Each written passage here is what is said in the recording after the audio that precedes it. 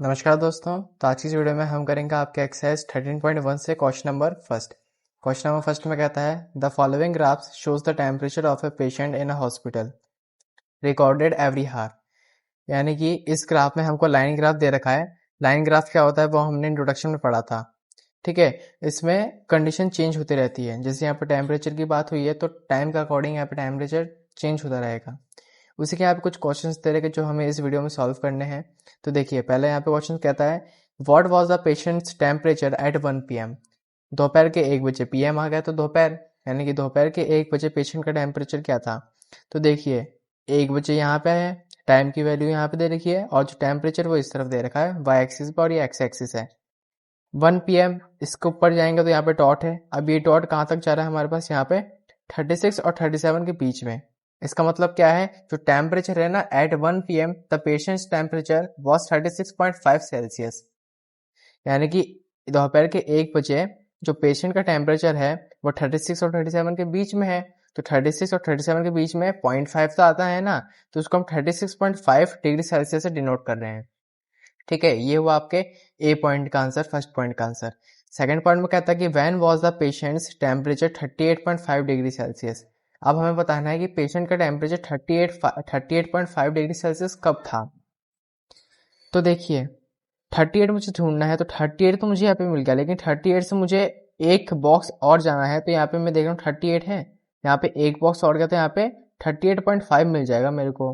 38 और 39 के बीच में ही तो आएगा 38.5।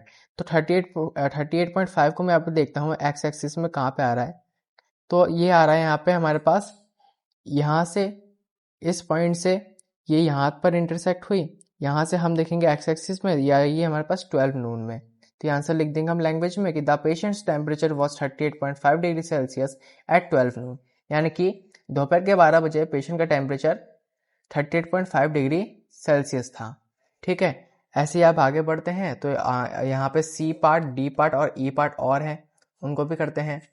तो देखिए सी पार्ट में कहा है the patient's temperature was the same 2 times during the period given, what were this 2 times. यानी कि पेशेंट का टेम्परेचर जो है ना वो सेम है,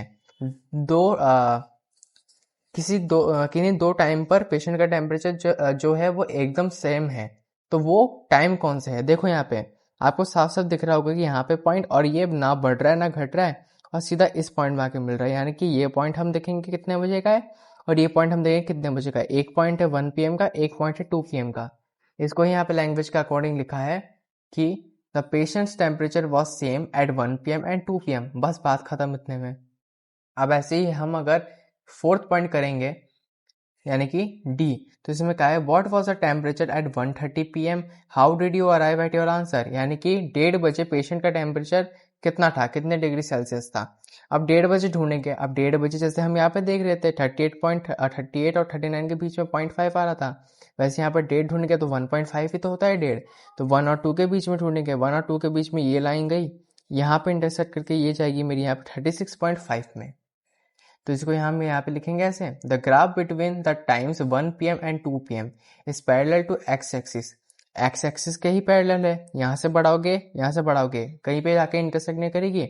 ऐसे ही यहाँ से बढ़ाओगे इस लाइन को, यहाँ से बढ़ाओगे इस लाइन को, कहीं पे जाके इंटरसेक्ट नहीं करेगी। तो पैरेलल लिखा हुआ to X axis. The temperature at 1 PM and 2 PM is 36.5 degree Celsius, so the temperature at 1:30 PM is also 36.5 degree Celsius. तो ये हो जाएगा यहाँ पे फोर्थ पॉइंट का आंसर। ऐसे ही फिफ्थ पॉइंट देखेंगे।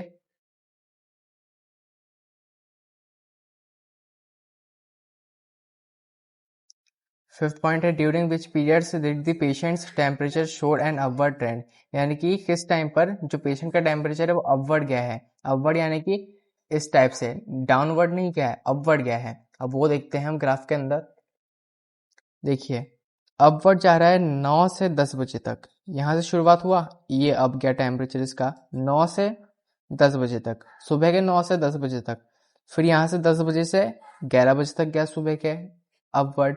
उसके बाद यहाँ से देखो डाउनवर्ड जा रहा है। अब हमें डाउनवर्ड तो बताना है नहीं, तो हम यहाँ पे डाउनवर्ड को नहीं गिनेंगे, और साथ जो यहाँ पे ये सीधी स्ट्रेट लाइन जा रही है ना, इसको भी हम नहीं गिनेंगे। इसके बाद से देखिए 9 to 10 AM हुआ, फिर 10 to 11 AM हुआ, फिर अब देखते हैं हम यहाँ पे 12 PM से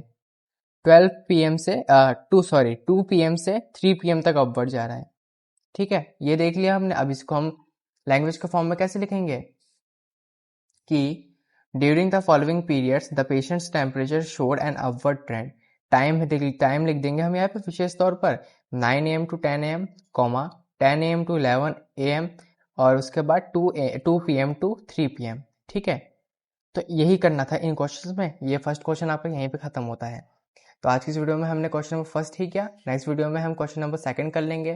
तो मिलता है आपके साथ क्वेश्चन नंबर सेकंड के साथ। तब तक के लिए गुड बाय, थैंक यू।